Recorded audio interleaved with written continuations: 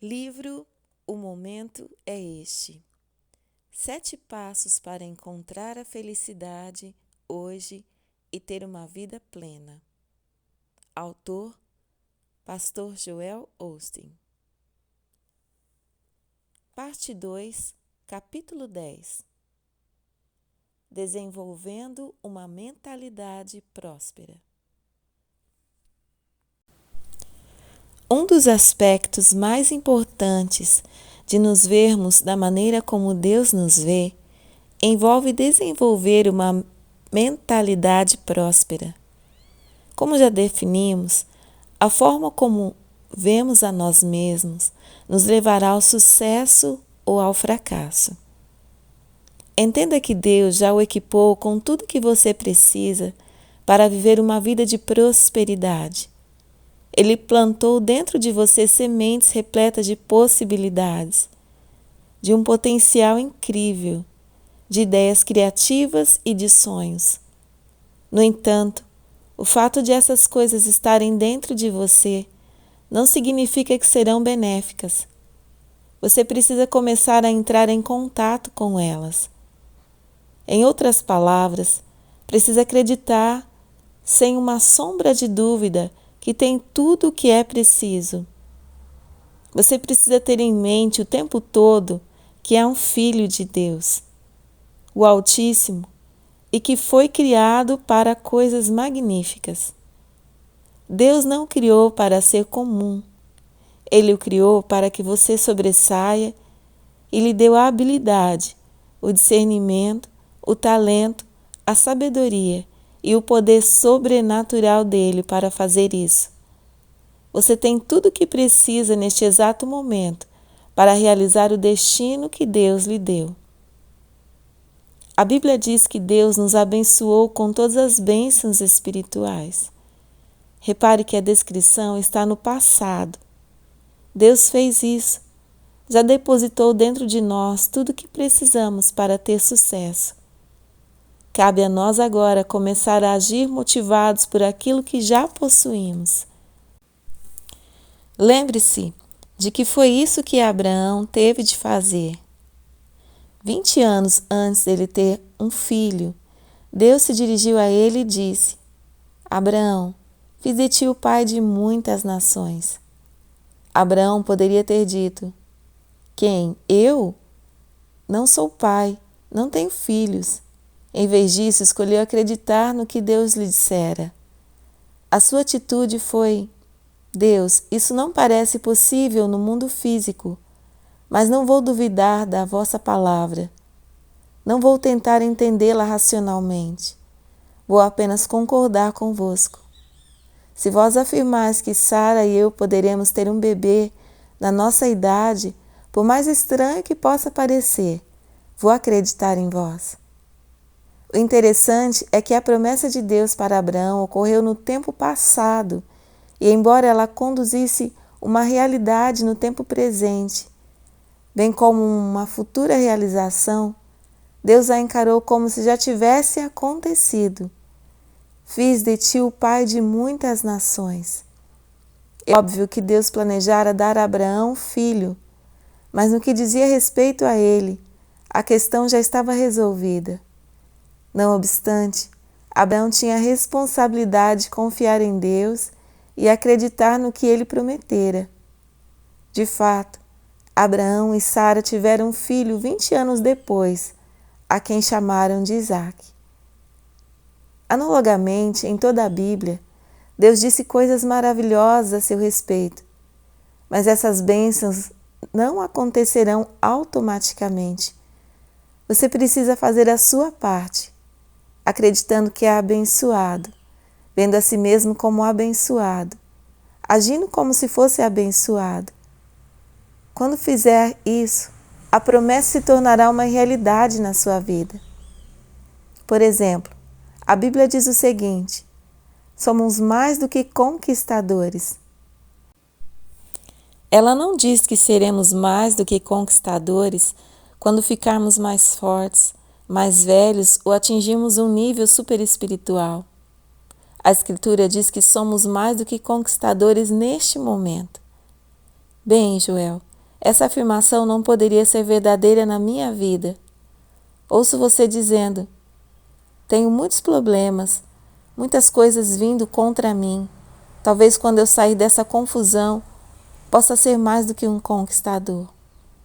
Não, Deus declara que você é mais do que um conquistador agora. Se começar a agir como fosse, falar como se fosse, ver a si mesmo como sendo mais do que um conquistador, viverá uma vida próspera e vitoriosa. Você precisa entender que o preço para ter a alegria, paz e felicidade já foi pago. Isso é a parte do pacote que Deus tornou disponível para você. Não perca o melhor que Deus tem a oferecer. Há alguns anos, antes que os voos transatlânticos fossem comuns, um homem queria viajar dos Estados Unidos para a Europa. Ele trabalhou arduamente. Economizou cada centavo que conseguia e finalmente juntou dinheiro suficiente para comprar uma passagem em um navio de cruzeiro. Naquela época, a viagem levava cerca de 2 ou 3 semanas. Ele comprou uma mala e encheu-a com queijo e biscoitos, porque era a única coisa que poderia pagar. Durante a viagem, todos os outros passageiros iam para a grande sala de jantar belamente decorada para fazer sofisticadas refeições. Nesse interim, o pobre homem ia para um canto e comia queijo com biscoitos. As coisas continuaram assim dia após dia. Ele conseguia sentir o delicioso aroma da comida que era servida na sala de jantar. Ouvi os outros passageiros elogiarem os pratos enquanto esfregavam a barriga, queixando-se do quanto estavam cheios e que teriam de fazer uma dieta assim que a viagem terminasse. O pobre viajante tinha vontade de se juntar aos outros na sala de jantar, mas não tinha dinheiro para isso. Às vezes ficava acordado à noite, sonhando com as esplêndidas refeições que os passageiros descreviam. Perto do fim da viagem, um homem se aproximou dele e disse: não pude deixar de notar que o senhor está sempre naquele canto comendo queijo com biscoitos na hora das refeições. Por que não se junta a nós no salão de festa e come conosco? O viajante enrusbeceu. Bem, para dizer a verdade, eu só tinha dinheiro suficiente para comprar a passagem. Não tenho nenhuma quantia adicional para pagar refeições requintadas. O outro passageiro ergueu surpreso as sobrancelhas, balançou a cabeça e disse: o senhor não entende que as refeições estão incluídas no preço da passagem? O senhor já pagou por elas. Quando li essa história pela primeira vez, não pude deixar de pensar em quantas pessoas se parecem com esse ingênuo viajante. Elas estão perdendo o melhor que Deus tem a oferecer porque não compreendem que as boas coisas da vida já foram pagas. Essas pessoas podem estar a caminho do céu, mas não sabem o que foi incluído no preço da sua passagem. Sempre que andamos por aí com a mentalidade que somos o pior dos vermes, estamos comendo mais queijo com biscoito. Sempre que nos encolhemos e dizemos: não posso fazer isso, não tenho o que é preciso, estamos comendo mais queijo com biscoitos. Sempre que andamos por aí cheios de medo, preocupações e ansiedade, ou quando ficamos tensos por causa de alguma coisa, estamos no canto, comendo mais queijo com biscoito. Meu amigo, não posso falar por você, mas estou cansado de comer queijo com biscoito. Deus preparou um banquete fabuloso, completo, que contém todas as coisas boas inimagináveis. E ele está pago. Deus tem tudo que você precisa lá. Alegria, perdão, restauração, paz, cura. Qualquer coisa que você precise está lhe esperando na mesa do banquete de Deus. É só puxar a cadeira e sentar no lugar que Ele lhe preparou. Você pode ter sofrido grandes decepções na vida ou enfrentado alguns sérios reveses. Bem-vindo ao mundo real. mas você precisa se lembrar de que é filho do Altíssimo. O fato de uma coisa não ter saído do jeito que você queria, ou de alguém o ter desapontado, não o torna diferente. Se um sonho morrer, sonhe com outra coisa. Se for derrubado, levante e dê a volta por cima. Quando uma porta se fecha, Deus abre uma outra maior e melhor.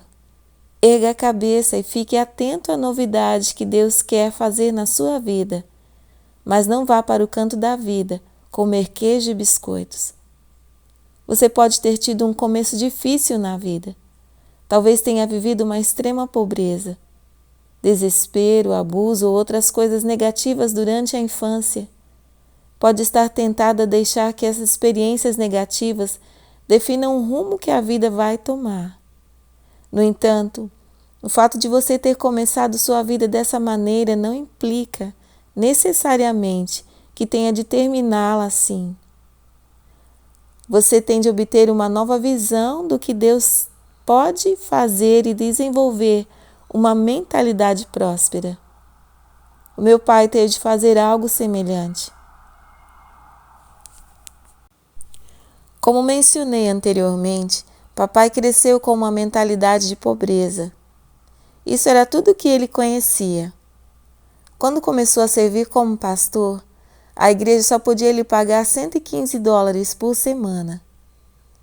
O meu pai e minha mãe mal conseguiam sobreviver com essa quantia, especialmente depois de meus irmãos e eu nascermos.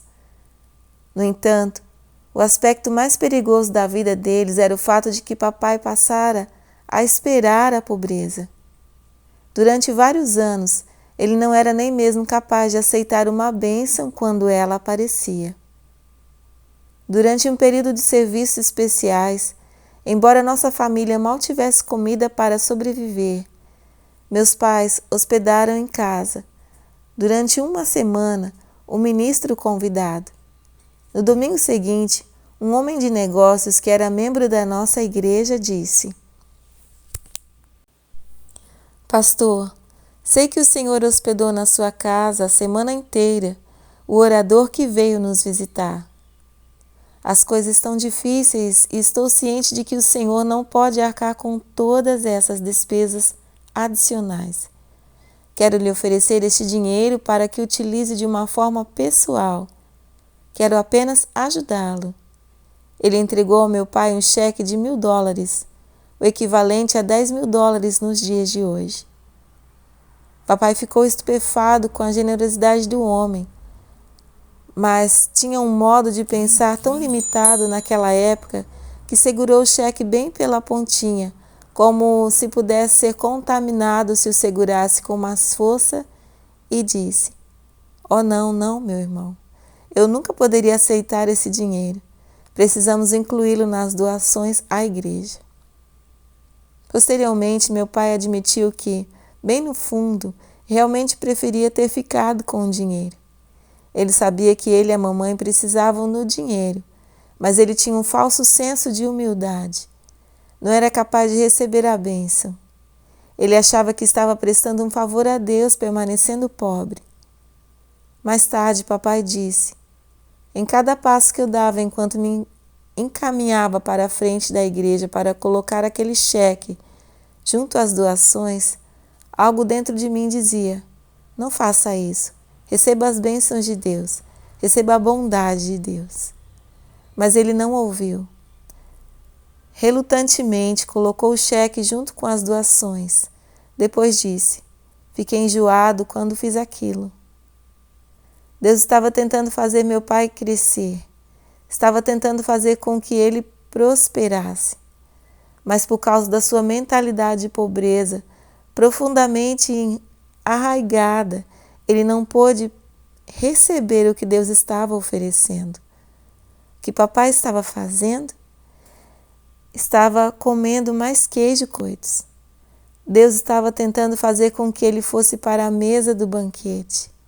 Mas devido à sua mentalidade limitada, meu pai não conseguia ver possuindo $1.000 adicionais. Estou muito feliz pelo fato de papai ter aprendido que, na qualidade de filho de Deus, somos capazes de viver uma vida abundante, que é saudável prosperar, que devemos até mesmo esperar ser abençoados. Na verdade, é tão importante aprender a receber uma bênção quanto é estar disposto a oferecer uma bênção. Talvez você tenha nascido em um ambiente pobre ou talvez não tenha muitos bens materiais no momento. Isso é aceitável. Deus tem coisas boas para você mais adiante. No entanto, quero adverti-lo de que não deve permitir que a imagem da pobreza se torne arraigada em você. Não se acostume a viver com menos, a fazer menos e a ser menos, a ponto de acabar aceitando menos. Sempre fomos pobres, é assim que as coisas têm que ser. Não, comece a olhar através dos olhos de fé, vendo-se ascender a novos níveis, veja-se prosperando e conserve essa imagem no coração e na mente. Você pode estar vivendo na pobreza neste momento, mas nunca deixe que a pobreza viva em você. A Bíblia diz o seguinte: Deus tem prazer em tornar seus filhos prósperos. À medida que seus filhos prosperam espiritual, física e materialmente, esse crescimento dá prazer a Deus. O que você pensaria se eu lhe apresentasse nossos 2 filhos e a roupa deles estivesse cheia de buracos e se estivessem ainda com os cabelos despenteados, sem sapatos e com unhas sujas? Você provavelmente diria: esse homem não é um bom pai. Ele não cuida dos seus filhos. De fato, a pobreza dos meus filhos se refletiria diretamente sobre mim, que sou o pai deles.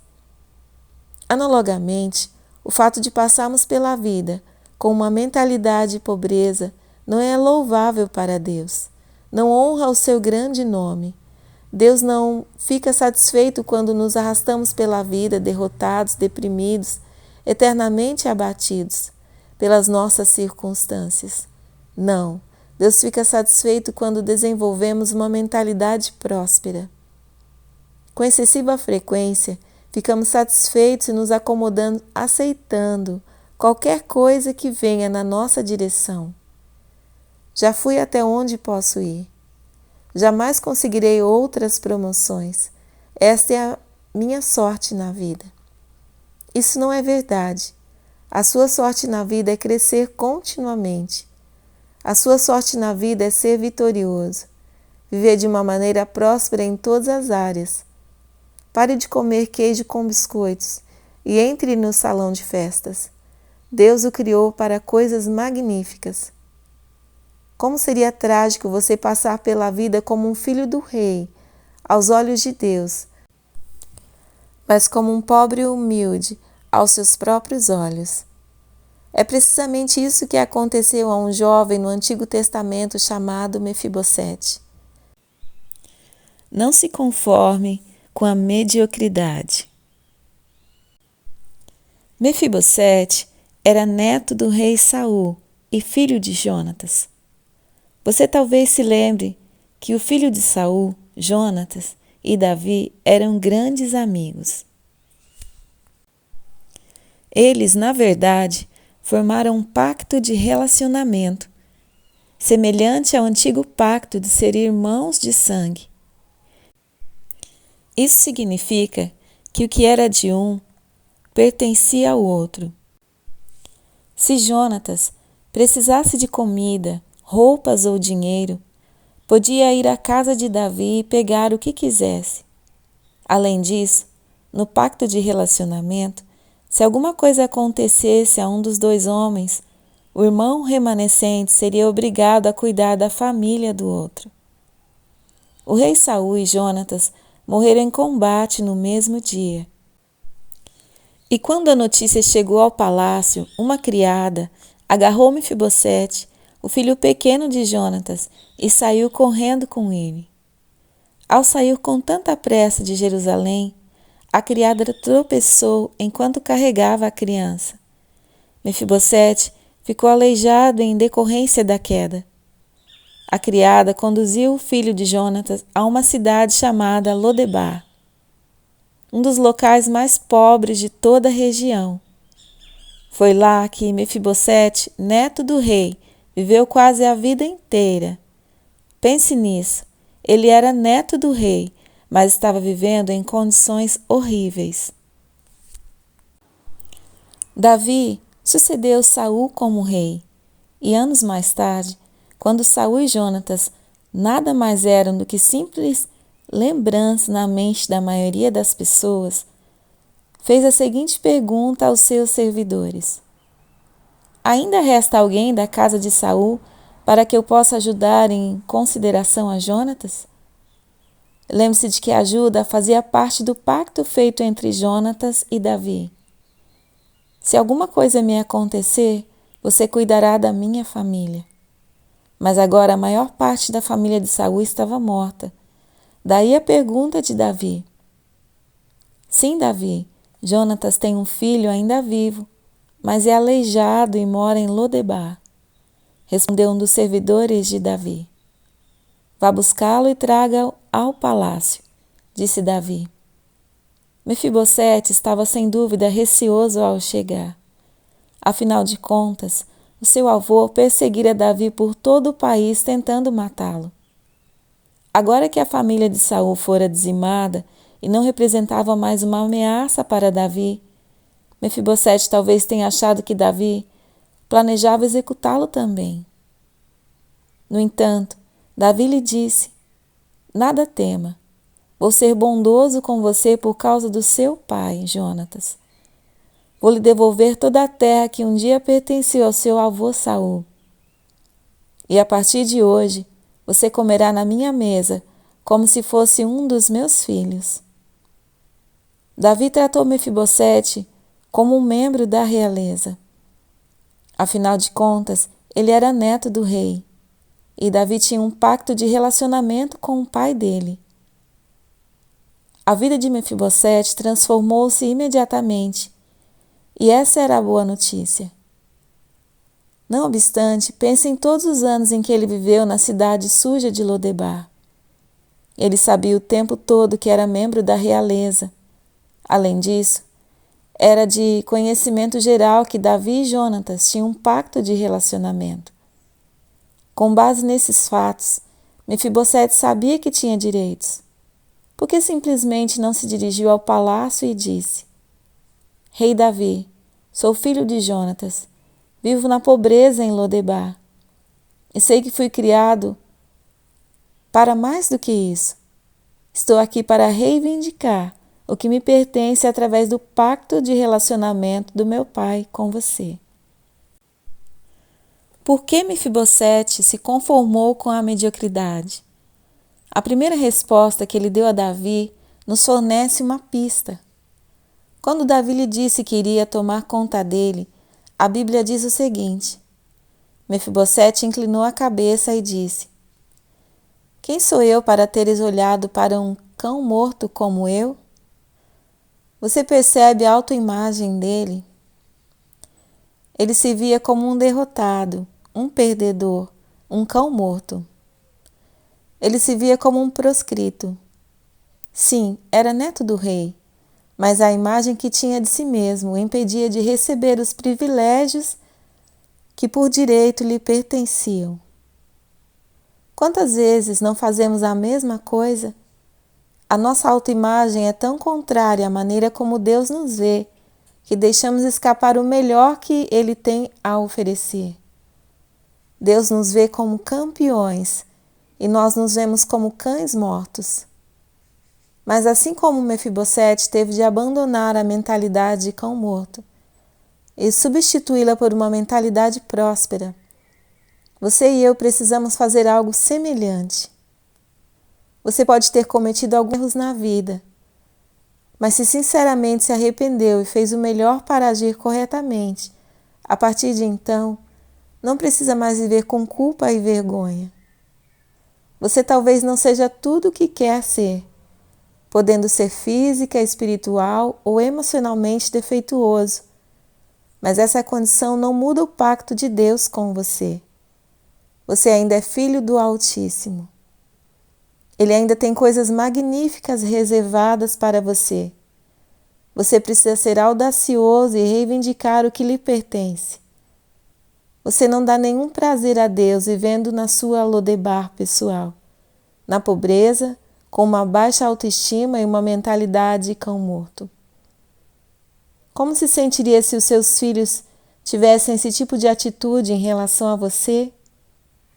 Imagine que você está na hora do jantar, se esforçou para preparar uma deliciosa refeição.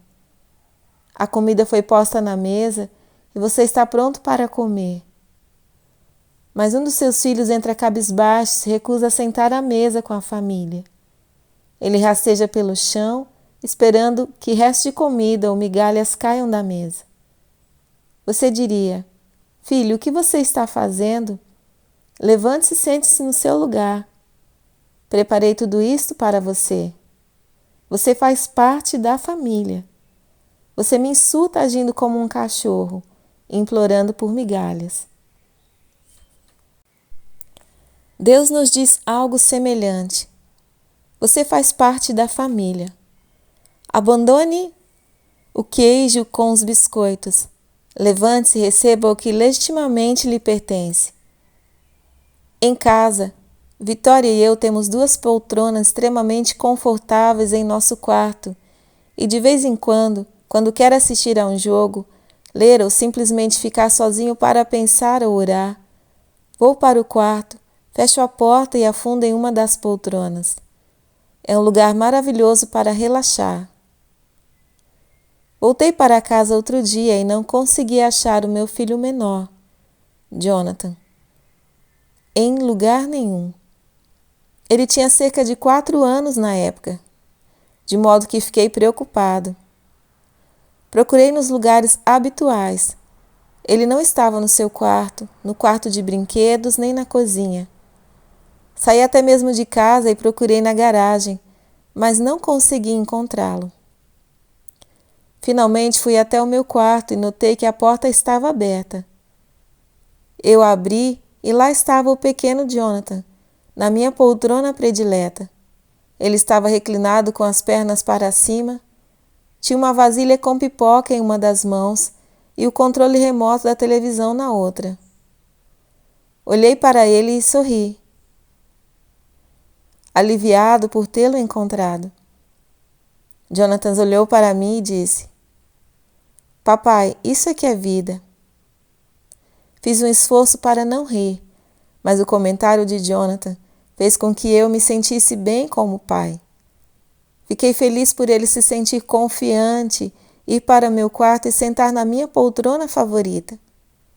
Fiquei contente por ele saber que fazia parte da família e que tudo que eu tinha era dele. Meu amigo, você quer fazer o seu Pai Celeste feliz? Então comece a se sentar na mesa de jantar. Comece a desfrutar as bênçãos dele. Livre-se do queijo e dos biscoitos e entre no salão de festas. Você não precisa viver mais na culpa e na condenação. Não tente passar a vida preocupado e cheio de medo. O preço já foi pago. A sua liberdade está incluída na passagem. Portanto, basta você se sentar e assumir o seu lugar. Suba na poltrona do papai e desenvolva uma mentalidade próspera, vendo-se como membro da realeza que Deus o criou para ser. Obrigado por você estar aqui em nosso canal Declarando Vida. Meu nome é Valquíria e se você não é inscrito em nosso canal, ainda inscreva-se. Deixe aí o seu like e o seu comentário sobre como Deus tem falado a sua vida através da leitura deste livro. Que Deus os abençoe.